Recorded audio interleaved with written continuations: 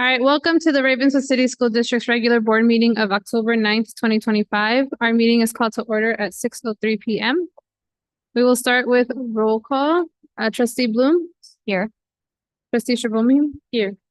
Trustee Tavera? And I myself, Laura Nunez, am present, so we do have quorum. We're going to move on to item number 2, which is the approval of the agenda. Do we have any questions or comments regarding the agenda? Okay. I would, we need to table items 5U and 5S.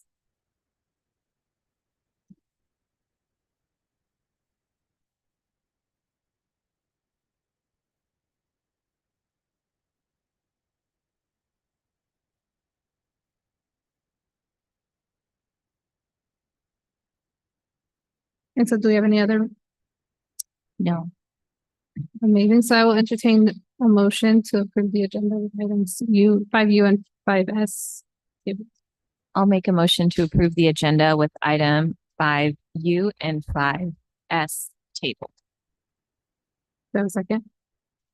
All in favor? Aye. All opposed? Motion passes 4-0. We will now move on to item number 3, which is from the floor. Do we have any members of the public who would like to address anything that is not agendized? And if so, this is the time to do so. As we see now, we will move on to item number 4. We have a consideration to approve the proclamation resolution number SY 26-10, which recognizes and honors Indigenous Peoples Day. Trustees, we have Valeria Miranda, who will introduce our student who will be reading the resolution. Hi, good evening, Board of Trustees, Superintendent Suvaria. My name is Valeria Miranda. Before we get started, would it be okay if I just read our land acknowledgement that we have? Okay. We recognize that Ravenswood City School District is established on the ancestral land of the Muwekma Ohlone tribe of the San Francisco Bay Area. This land was and continues to be of great historical importance and spiritual significance to the Ohlone people. We recognize that every member of the Ravenswood City School District community has benefited from the use and occupation of this land since the institution's founding. We know that many of you are spread throughout the world on the land of other peoples and would like to take the time to acknowledge their ancestral history as well. We actually co-created this land and labor acknowledgement with the Muwekma Ohlone Tribe Foundation. And so I did want to credit Alan Leventhal, who is the Muwekma Ohlone Tribe ethno-historian. And I will give the mic over to one of our students, as well as his mom, who will be reading our proclamation for today.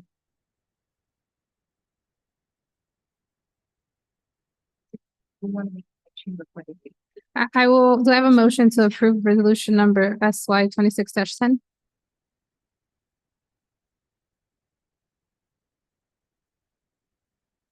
Do I have a second?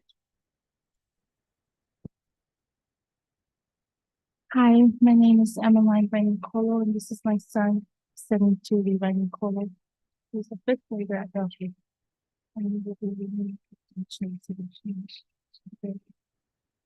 Whereas Indigenous Peoples Day honors the sovereignty, resilience, and enduring contributions of the first peoples of this land, including American Indian, Alaska Native, and Native Hawaiian communities, as well as the indigenous people of all U.S. territories, including Puerto Rico, Guam, American Samoa, the U.S. Virgin Islands, and the Northern Mariana Islands, whose rich cultures and traditions continue to shape the fabric of our nation. Whereas Indigenous Peoples Day was first proposed at a 1977 United Nations International Conference to counter anti-Indigenous discrimination. Whereas then President Biden issued a proclamation on October 8th, 2021, for people to observe the second Monday in October as Indigenous Peoples' Day, whereas the Indigenous community has survived wars, genocide, enslavement, forced labor, removal, and displacement due to uh, colonization dating back to 1492. Whereas Ravenswood City School District and present day East Palo Alto sit on the land of the Muecma alone. Whereas Ravenswood City School District has the responsibility to oppose the systemic racism toward Indigenous peoples and to advance equity by ensuring that Indigenous voices, histories, and practices are honored in our district. Whereas Ravenswood City School District is committed to building meaningful partnerships with the Muwekma Ohlone tribe to honor their traditions, knowledge, and leadership in our schools and community. Now, therefore, be it resolved that the Ravenswood City School District has an important role to play in educating students and the larger community about the diversity of the Indigenous community and its contributions to our local community, the state of California, and the United States of America. Thank you. Mahalo nui.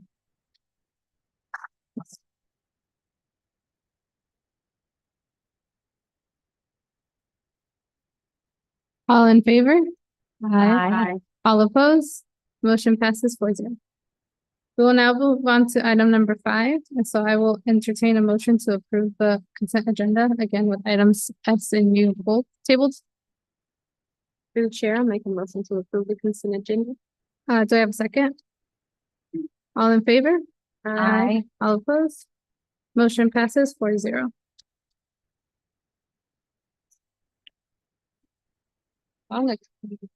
We will now move on to item number 6, which is board reports and communication. Through the chair, we have in our community, they are creating a youth leadership corps for emergency and disaster preparedness. And it's for youth 14 to 18 years old that live in East Palo Alto or Bellhaven. And it is on the third Saturdays from October 2025 to July 2026. And there's an opportunity to earn a scholarship for up to $245 a semester. So if you are interested in that, you can connect with the Youth Community Service, so YCS. And it starts on Saturday, October 18th, from 10 to 4 at Faith MB Church on Runnymede. So if anybody wants to join, please do. And I will also say the city of East Palo Alto has a very robust newsletter that went out this week as well, with lots of events that are happening and things that are going on. So please do read it, as well as our school district has a newsletter that goes out the week of every board meeting as well, that has lots of things that are coming up for the school district as well. Thank you. Amazing. We will now move on to item number 7, which is the superintendent's report. Yes, actually, we have our assistant soup of finance and operations who's going to make a specific, make some recognitions. And so it has a brief presentation. I just also want to mention that tomorrow at the CCRMS, at our Sister Chavez Ravenswood Middle School, we are going to have families from the primary school pay a visit. And so our students and teachers and the rest of the team are ready to showcase the school that we thought of and to be able to welcome the primary school families. And I hand it over to Will. Evening, trustees. I'm like I've been able to speak over the last 2 years to every part of the situation. I don't think I've ever gotten to part of the superintendent's update. So always an exciting milestone here. I'm really excited tonight to talk through these two people who are going to be incredibly uncomfortable for the next, I don't know, 40, 45 minutes. Just kidding. I just wanted to, thank you, trustee. I just wanted to continue sort of my ongoing celebration of some of my team members. I know last time we talked about the great work that Jesse and Austin and Joan did this summer to make sure that everybody got paid this year. I'm excited to celebrate some other teams. I'm really excited to celebrate the tech team, which is currently experiencing technical difficulties, which is ironic in many ways. They will be up any second now.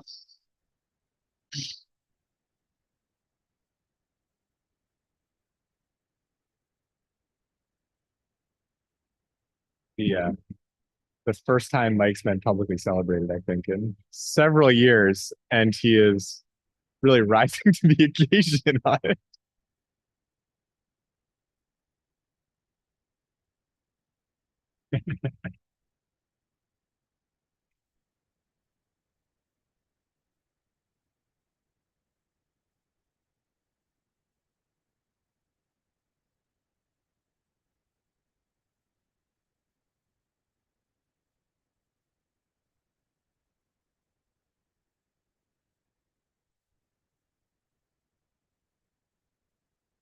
All right, that is a great start.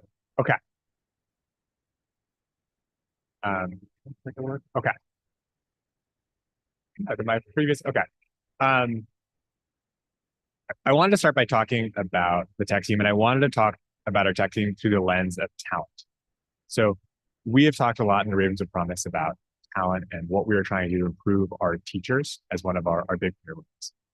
Before we got to the Ravenswood Promise, we had a strategic plan for 2020. And in that, we had strategic priority number 3. 5 was my strategic, which was recruit, retain highly effective, diverse team members. That was the goal of the talent initiative back when we did it in 2020. And the tech team, I think, in so many ways embodies these goals, which, while not sort of explicitly in the Ravenswood Promise, are still big parts. So thinking back to 2020, this is from our negotiations. I don't know that I've shared this publicly, but our maintenance, our technology teams were our lowest paid relative to the region. They were the lowest paid network specialists, among the lowest paid AV technicians, among the lowest maintenance professionals. And one of the big things that we did in the negotiations process was bring their compensation up back into sort of where it's supposed to be. What's the effect of that? Well, here's the effect of that. We started having multiple applicants for our tech openings. So this is looking back over the last 5 years. 2023 is on here twice because we had 2 postings in that year. But what you start to see is instead of having one person or so a year, we started having one person per opening per month. We started having 6, 12, right? You know, double-digit applicants for our roles in Ravenswood, and we started getting really choosy. At the same time, Mike and Solomon really made an effort to actively recruit, right? Before it was a little bit of a hope and pray kind of situation where we'll post on the internet, we'll see what happens, and maybe we'll get somebody. But once we actually were able to close some of the compensation gaps, we were really able to focus on recruiting in a much more thoughtful, active way. We started running a much more robust application process. At one point, I had dreams of having people actually replace wireless access points and other things, but I don't know, we fully actualized, but we were really thinking about how do we really vet people before they come. So goal number 1, recruit good people. Goal number 2, retain good people. This is a great graph. And I want to make sure everybody really reads all of the bars here. But this is the average tenure by department, right? And how many years they've been here for. Our first department, I just want to call out, is really brought down by Maria Pineda. Really bringing down the departmental average over there with 23 years. But setting Maria aside, you know, we have some really experienced maintenance operations folks and custodians, but tech data is right there with them. And tech data is right there with them because largely of these 2. And I was able to find using artificial intelligence, images of Solomon and Mike Shaw on their first day here in Ravenswood. And I worked so hard on this slide. And I worked even harder on this transition. I really want to just call everyone's attention to slowly look at the screen because this is supposed to be amazing. Yes, it is. That is what they look like today. And so these averages are really brought up by these two. And these guys really are the sort of fearless leaders of the tech department. And I know I like to tease them. I think they like to tease me too. But truly just remarkable leaders who care so much about the district and have done so much over the last few years, both in terms of just rebuilding all of the technology in all of our schools, but also bringing on a almost entirely new team and really training these guys up and gals up over the last few years to really make a coherent, fun place to work. The tech data building is probably, business office does their best, but probably the most happening spot in the district office. There's always just such good positive energy there. These two are a big part of it. And the fact they've been here as long as they have is really a testament to them as people and their dedication to the district. All right. Highly effective is the next one in our sort of goals. I want to talk about highly effective. And I want to think about COVID. So when we started, this graph is really small. It's hard to see on the bottom. This graph starts on April 1st, 2019, and ends around this year. What you can see is when COVID started, we had a big backlog. Sorry, the y-axis here is the number of help desk tickets. We had a big backlog of help desk tickets. A help desk ticket is not just, my thing is broken, can you fix it right now? Some of these are bigger, meatier things, right? We need to have better wireless access out on the blacktop. This software doesn't talk to this software, I can't pull student data. But when COVID started, we had 600 open tickets. It's a 5-person-ish team. The number of help desk tickets when we started adding one-to-one devices grew dramatically. Our partnership with Street Code has been amazing in so many ways, but it's resulted in more help desk tickets, right? More people are using devices, more people are using the internet, more people, students are using technology in their day-to-day instruction. That's dramatically increasing the number of open help desk tickets. This backed and backed and backed up. We went from 600 to a peak of around 1,200 open help desk tickets. That's around the time when the talent initiative kind of went into effect. We were able to really recruit and retain amazing people. And it takes a while for a new technician to learn how to do their job well, right? It's not something where you can just sort of come in on the first day and rock it. You have to learn our systems. You have to learn how to talk. And what's happened really over the last couple of years as the team has stabilized, and we've seen the number of help desk tickets go from 1,200 to a little bit over 300 today. One thing I asked Mr. Shaw when we looked at this, is the goal 0 here? And he was like, oh, definitely. The goal is 100, right? We're always going to have some open tickets as we work through things, right? A lot of these are longer term, bigger initiatives, not just things that you want to submit and click out. But this really isn't a story about Mike and Solomon. This is a story about the team. And Solomon and I were talking about this. And one thing he pointed out is the number of help desk tickets he's responding to is plummeting. And that's because the team at the school sites is really addressing these issues, which is amazing. These folks are being empowered to solve issues. So what this graph is looking at is the total number of help desk tickets at an individual school and the percent solved by the person at the school. So it used to be about half the problems that people were raising at a school site were addressed by somebody at the school site. Now it's almost 80%, 4 out of 5, right? That's an amazing investment, an amazing sort of growth shown by our tech specialists who are now able to actually address these problems as they go. And what's really cool about that, and really cool about this graph, in my opinion, is the number of help desk tickets, those blue bars, is actually going up. Because they're being solved by people on the site, people that they know, people aren't just sending these help desk tickets into the void. They're sending them to a member of the community, someone that they know and that they trust. And so what's actually happening is people are submitting more help desk tickets because they're saying, I'm stuck on something. Can someone come and help? Right? Who are these folks? Here they are. And the last one is recruit, retain highly effective and diverse people. And this team is one of the most diverse teams in the district in a true sense of the word. They're from the community. They have all kinds of backgrounds and experiences. They're all nerds. So there's not pure diversity, but they They truly have sort of an amazing set of experiences, amazing different backgrounds, walks of life, and really represent our community. So with that, I just want to celebrate the tech team. I think some of them are doing some family things tonight, so couldn't make it out, but I'm sure are excited to watch this at 2x speed on YouTube tomorrow. But anyway, for Mike and Solomon who are here, I just want to say thank you guys for your amazing leadership and for all that you guys have done for this. With that, I conclude the superintendent's report. I don't know.